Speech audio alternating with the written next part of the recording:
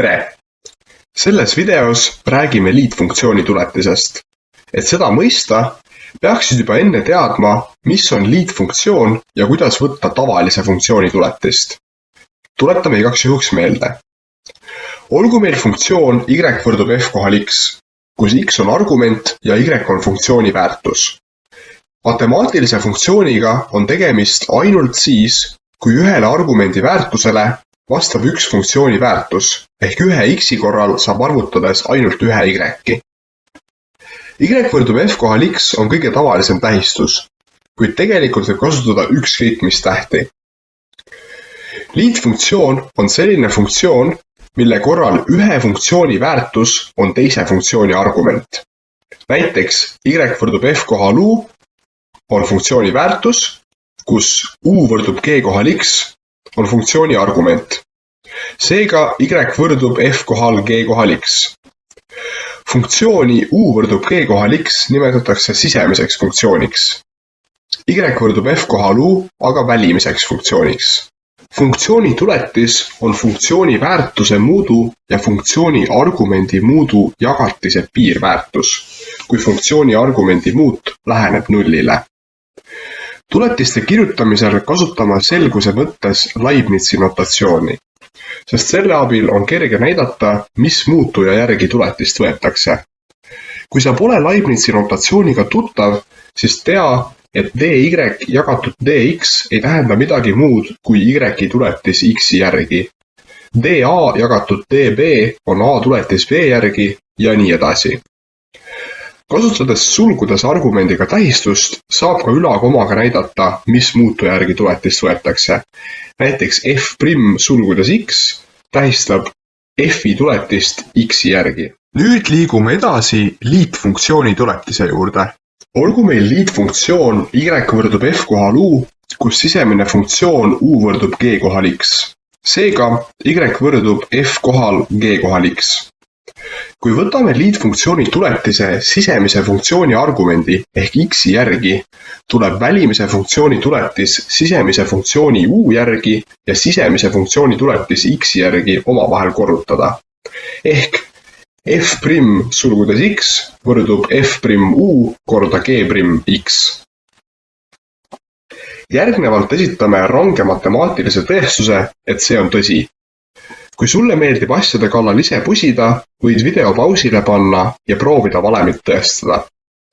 Vihjeks. Oluline on kasutada tuletise definitsiooni piirväärtustega. Alustame sellest, et kirjutame tuletise piirväärtuse abil.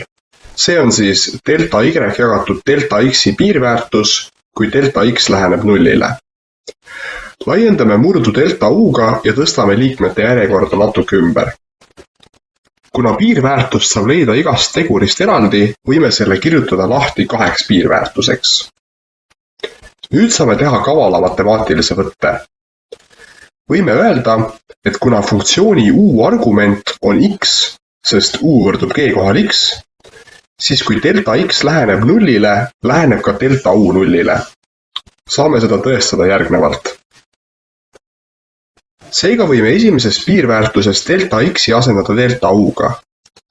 Nüüd saame uuesti kasutada tuletise definitsiooni valemit ja piirväärtused tuletisteks ringi kirjutada. Olemegi saanud oma soovitud kuju.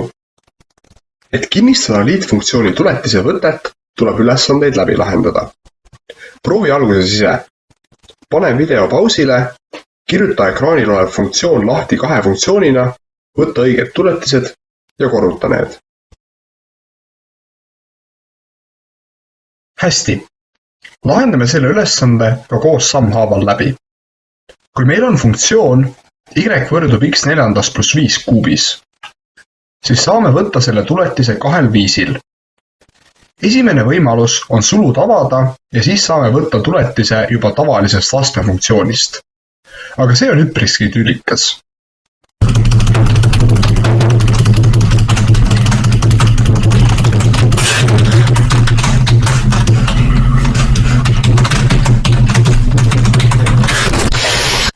Selle asemel kasutame liitfunktsiooni tuletist. Kirjutame y lahti nii, et y võrdub f kohal u võrdub u kuubis. Samal ajal U võrdub G kohal X võrdub X neljandas pluss 5. Rakendame liitfunktsiooni tuletise valemit ehk Y tuletis X järgi on võrdne Y tuletis U järgi korda U tuletis X järgi. Ehk siis antud hetkel U kuubi tuletis U järgi korda X neljandas pluss 5 tuletis X järgi, mis annab meile 3 U ruudus korda 4X kuubis. Asendame U X neljandas pluss 5-ga ning saamegi vastuseks 12X kuubis korda X neljandas pluss 5 ruudus. Oleme ülesande edukalt lahendanud. Tegelikult muidugi nii palju kirjutama ei pea. Kui osavamaks muutud, saad juba tuletise võtta ilma U asendust tegemata. Meil on veel 5 näidisülesannet. Alusta iga ülesande juures jälle sellest, et lahendad selle iseseisvalt vihikusse. Pärast kontrolli videost oma vastust ja lahenduskäiku.